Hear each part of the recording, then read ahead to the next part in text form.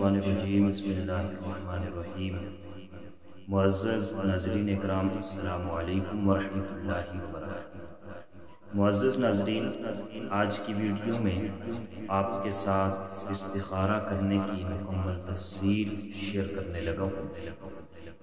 اگر آپ ہماری آج کی ویڈیو کو مکمل دیکھتے ہیں تو انشاءاللہ العزیز آپ خود استخارہ کر سکیں گے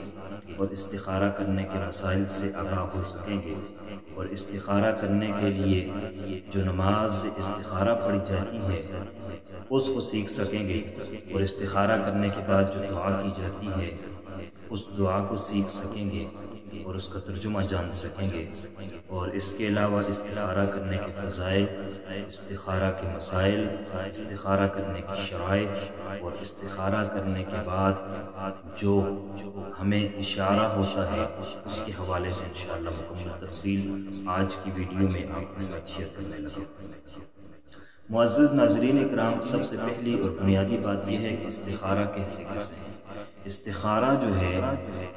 یہ مشورے کو کہا جاتا ہے۔ استخارہ کہتے ہیں خیر طلب کرنا، اچھائی طلب کرنا، بھلائی طلب کرنا، یعنی استخارہ کرتے ہوئے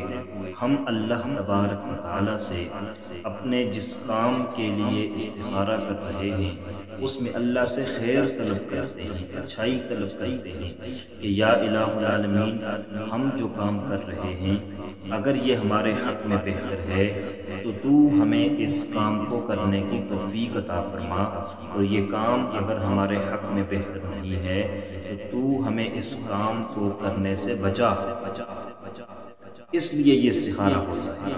اور بالفاظ دیگر یہ استخارہ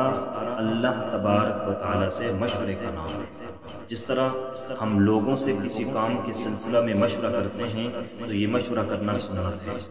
اور اللہ تبارک و تعالی سے بھی کام کے سلسلے میں مشورہ کیا جا سکتا ہے۔ جس طرح لوگوں سے مشورہ کرتے ہو اس طرح اللہ تبارک و تعالی سے بھی ہر کام کے سلسلے میں مشورہ کیا کریں۔ آپ کوئی کاروبار کرتے ہیں، آپ کے شادی کا معاملہ ہے، آپ کے سفر کا معاملہ ہے، آپ کا کوئی بھی معاملہ، کوئی بھی قدم اٹھانے سے قبل اللہ تبارک و تعالی سے مشورہ کیا کریں، استخارہ کیا کریں، خیر طلب کیا کریں، انشاءاللہ العزیز اس کام میں آپ کے لیے بہتری ہوگی، اس کام میں آپ کے لیے نقصان نہیں ہوگا۔ نبی کریم صلی اللہ علیہ وسلم کا ارشاد ہے کہ جب بھی کسی کام کا ارادہ کرو تو اللہ تبارک و تعالیٰ سے خیر طلب کرو۔ حضرت جابر رضی اللہ تعالیٰ عنہ فرماتے ہیں نبی کریم صلی اللہ علیہ وسلم ہمیں کسی بھی امر کے حوالہ سے استخارہ کرنے کی اس طرح ترغیب دیتے اور اس طرح ہمیں استخارہ سکھلاتے تھے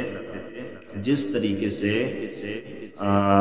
نماز اور قرآن سکھائی جاتی ہے، اور اللہ کے پاک پیغمبر اس بات کی تاکید کرتے تھے کہ استخارہ کیا کریں۔ اب آتے ہیں بنیادی بات پر کہ آیا اگر ہم استخارہ کرتے ہیں کسی بھی کام کے سلسلہ میں اس کے مسائل کیا ہوں گے، کس طریقے سے ہم نے استخارہ کرنا ہے۔ تو استخارے کے لیے 2 رکعت نماز نفل پڑھنی پڑتی ہے جس کو نماز استخارہ کہا جاتا ہے۔ یہ 2 رکعت نماز نفل جو ہوتا ہے یہ صلاۃ استخارہ ہے، اور یہ اسی طریقے سے پڑھتے ہیں جس طرح ہم عام نمازیں پڑھتے ہیں۔ اس میں کوئی مخصوص صورت نہیں ہے جو پڑھنی ہے، عام جو ہم صورتیں پڑھتے ہیں انہی صورتوں کو ہم نے پڑھنا ہے، اور اس کے علاوہ عام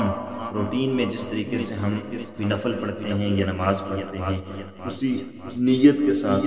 اسی طریقے سے فاتحہ، اسی طریقے سے رکوع، اسی طریقے سے سجدہ اور قیام وغیرہ کرنا ہے۔ اس کے لیے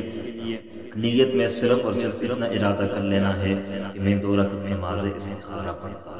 اس کے علاوہ اور کوئی مخصوص نیت نہیں ہے، مخصوص صورتیں نہیں پڑھنی، عام روٹین میں جو صورتیں آپ کو آسانی سے یاد ہیں آپ پڑھ سکتے ہیں وہ پڑھ لیں۔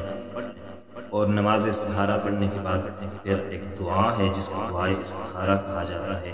اس کو آپ نے کرنا ہے۔ دوسری بات یہ ہے کہ جب آپ نماز استخارہ پڑھیں گے اور استخارہ کریں گے تو یہ استخارہ آپ نے کب تک کرنا ہے؟ تو اس استخارے کی مدت جو ہے یہ 3 دن یا 5 دن یا 7 دن تک ہوتی ہے۔ انشاءاللہ العزیز 3 دن میں یا 5 دن میں یا 7 دن میں انسان کا ذہن مطمئن ہو جاتا ہے۔ اب تیسری بات یہ آتی ہے کہ آیا جب ہم استخارہ کر لیں گے تو استخارہ کرنے کے بعد ہمیں کیسے پتہ چلے گا کہ ہم نے یہ کام کرنا ہے یا نہیں کرنا؟ اس کے لیے بہت سے لوگ کہتے ہیں کہ آپ کو خواب میں سفید نظر آئے گا، سیاہ نظر آئے گا، سرخ نظر آئے گا۔ یہ بے بنیاد باتیں ہیں، اس طرح کی کوئی بات نہیں ہے۔ اس میں صرف اور صرف یہ ہوگا کہ یا تو خواب کے اندر آپ کو کوئی اشارہ ہو جائے گا جس سے آپ سمجھ جائیں گے کہ آپ کو یہ کام کرنا چاہیے یا نہیں کرنا چاہیے، یا پھر جو عام روٹین میں ہوتا ہے، آپ جب استخارہ کریں گے اور رات کو سو جائیں گے تو صبح آپ اٹھیں گے 1 دن بعد، 2 دن بعد، 3 دن بعد، 7 دن تک جب آپ کریں گے تو آپ کا ذہن مطمئن ہو جائے گا۔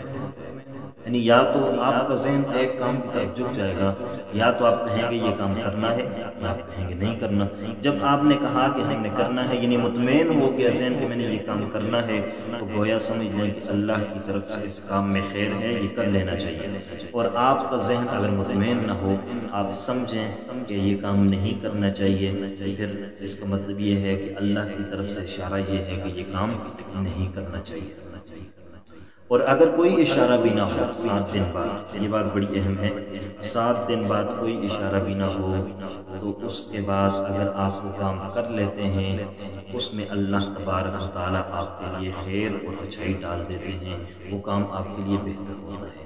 اور اگر آپ اس کام کو چھوڑ دیتے ہیں تب بھی آپ کے لیے بہتر ہوتا ہے، خیر ہوتی ہے۔ یہ اس کے بعد بھی آپ کے ذہن پر ڈیپینڈ کرتا ہے کہ آیا آپ کا ذہن مطمئن ہے تو کر لیں، نہیں مطمئن تو نہ کیجیے۔ اور اب اہم بات یہ ہے کہ ہم جو نماز استخارہ پڑھیں گے اور اس کے بعد جو دعا مانگیں گے، وہ دعا کیسے مانگنی ہے، تو وہ دعا انشاءاللہ العزیز آپ کی اسکرین پر بھی آپ کے سامنے شو ہوگی، اور میں آپ کو تلفظ کے ساتھ انشاءاللہ اس دعا کو ریوائز بھی کرواؤں گا۔ دعائے استخارہ یہ ہے: اللہم، اے اللہ، انی استخیرک، میں آپ سے خیر مانگتا ہوں، بعلمک، آپ کے علم کے ذریعے سے، واستقدرک،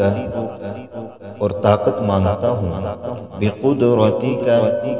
آپ کی طاقت کے ذریعے سے، واسألک من فضلک العظیم، اور آپ سے سوال کرتا ہوں آپ کے فضل عظیم کا، فإنک تقدر، بے شک آپ قدرت رکھتے ہیں، ولا اقدر، اور میں قدرت نہیں رکھتا،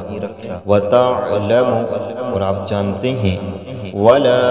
اعلم، اور میں نہیں جانتا، وانت علام الغیوب، اور آپ جاننے والے ہیں تمام غیبوں کو۔ اللہم، اے اللہ، ان کنت تعلم ان ھذا الامر، اگر آپ جانتے ہیں کہ بے شک یہ کام بہتر ہے۔ ھذا الامر جو لکھا ہوا ہے یہاں پر آپ نے ھذا الامر نہیں کہنا، بلکہ ھذا الامر، یہ اس کام کی جگہ پر اپنے دل کے اندر اس کام کو رکھنا ہے جس کے لیے آپ استخارہ کر رہے ہیں۔ خیر لی فی دینی، میرے لیے میرے دین میں بہتر ہے، ومعاشی، اور میری معاش میں، وعاقبت امری، اور میرے انجام کار میں، فقدرہ، تو آپ اس کو میرا مقدر کر دیں، ویسرہ لی، فقدرہ لی ویسرہ لی، آپ اس کو میرے مقدر کر دیں اور میرے لیے آسان فرما دیں، ثم بارک لی فیہ،